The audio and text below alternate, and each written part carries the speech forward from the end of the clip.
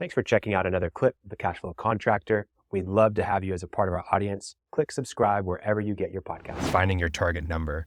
What does that mean? Well, first of all, nobody would ever buy a house that was built without a blueprint. But too often we let our futures unfold without one. We end up being a little more haphazard, sometimes aimless. What ends up happening is we end up being reactive rather than proactive.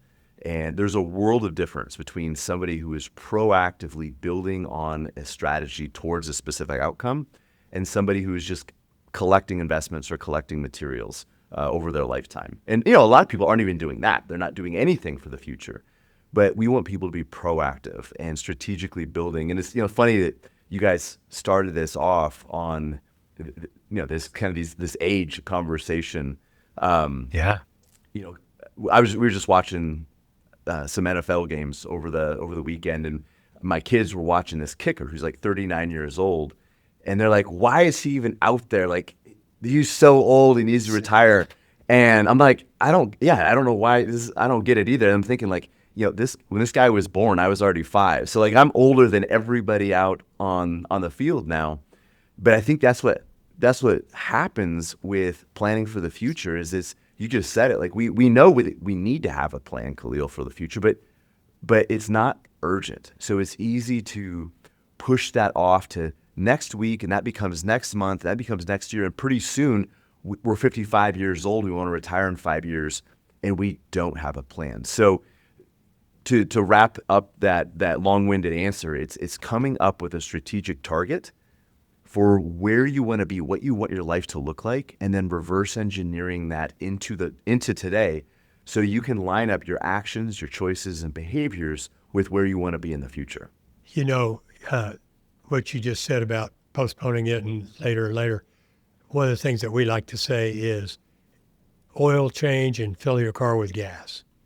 Everybody knows you need to change the oil in your car, but not right now. Mm-hmm. You can get away with not right now. You're running out of gas. I don't care what you're doing. You got to go get gas. And how do you instill that urgency? Because a lot of times people don't see their future as being a real thing. When you get to be my age, you realize it is. Well, I guess a couple things on that, Martin. I mean, number one, I think so often in life, and this isn't just in finance, it's in health, it's in building a business, it's in relationships, we often let the urgent take place of the important. But The other side of it is, and I love what you just said, is I'm going to paraphrase a little bit, but we have a fuzzy relationship with our future. It's almost like sometimes we treat our future selves as if that person's a stranger. We make decisions in the moment that have consequences, a ripple effect, but it's almost like, okay, future Chad has to deal with that. Future Martin that's somebody else. That's not me. Jerry Seinfeld, Khalil, you may be too young to remember his show, but Jerry Seinfeld had a hilarious clip about morning guy and nighttime guy, and how nighttime guy is always screwing over morning guy. And it's funny because everybody can relate. Everybody can relate to doing something in the moment. You ate the second piece of cheesecake and now you got heartburn and a stomach ache, or you slept in and now you're now you're scrambling to get on work on time and it's stressful and you don't have time to stop for gas and you're not sure if you're going to make it because you're running late and all these different things.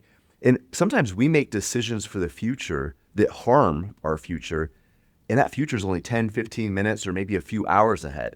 So we're talking about how do you make decisions that are 15, 20 years ahead.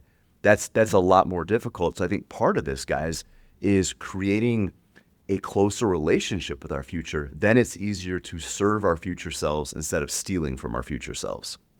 So how do you do that? How do you create a better relationship with your future self that's 15 years away? What's the process of even thinking about that? I think the first thing is imagining what you want that to look like. It's giving somebody the freedom to dream a little bit. And for a lot of your audience, they're running a business and the day-to-day is so intense sometimes. Like you're just worried about, what is the run up to payroll next Tuesday, and you've got this big project and deadlines and things like that. And it's getting through the moment.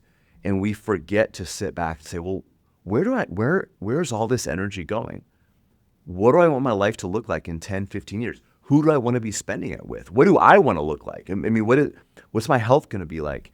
And this might sound, a little bit philosophical, but it's important. We have to step out of the moment and work on our future. Step out of the present, work on our future, and imagine what we want that life to look like. And everybody listening had to do this with a business plan at some point. You set these goals, and then you base your daily, weekly, monthly actions to hit some of those targets. But we don't do that with our lives in general. So it's first coming up with a long-term vision.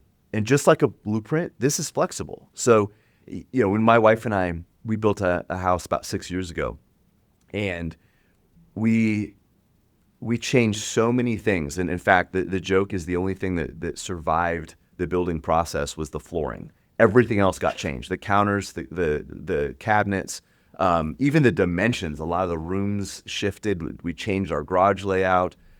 The only thing that survived was the flooring. But we always had a blueprint. We always had something guiding our decisions as we walked through the process. So it's coming up with a long-term vision, Khalil, and then it's creating a blueprint, something that reverse engineers the process.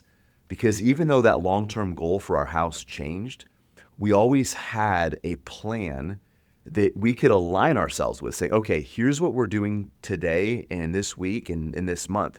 Is this in line with where we want to be in the future? So it does a couple things. Number one, it takes a big goal and it breaks it down into small bite-sized chunks.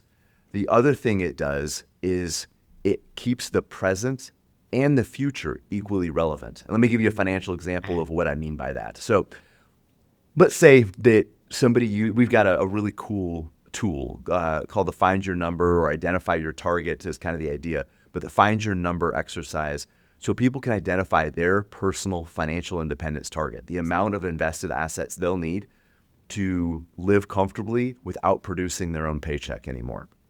And what that does is a couple things. Number one, it gives you a strategic target, but it can also be a little bit overwhelming because it's usually a pretty large number.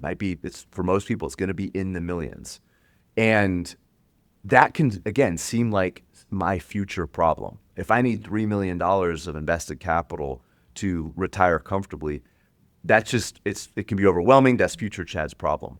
But if we reverse engineer that to where somebody is today, and we realize that, okay, yeah, you're going to need $3 million to retire comfortably. And again, I'm making that number up. But based on where you are today, that means you need to save an extra $500 every paycheck on top of what you're already doing. Okay, so that might be a stretch, but at least I can wrap my head around that more than what does $3 million or $5 million look like.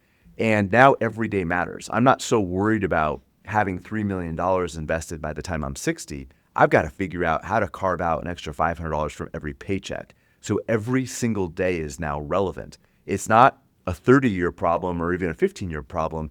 It's a day-to-day problem. And I've got to look at how are my behaviors and habits, even in this moment, aligning with that future goal. It's really hard to do that with just a big vision of the future. That's a starting place, but you have to have something that connects that big plan with the smaller behaviors and choices on the day-to-day basis. Thanks for checking out a clip from the Cashflow Contractor. We have full episodes where we go deep on topics that help you grow a construction business that runs without you, so you can have less stress, more time, more money.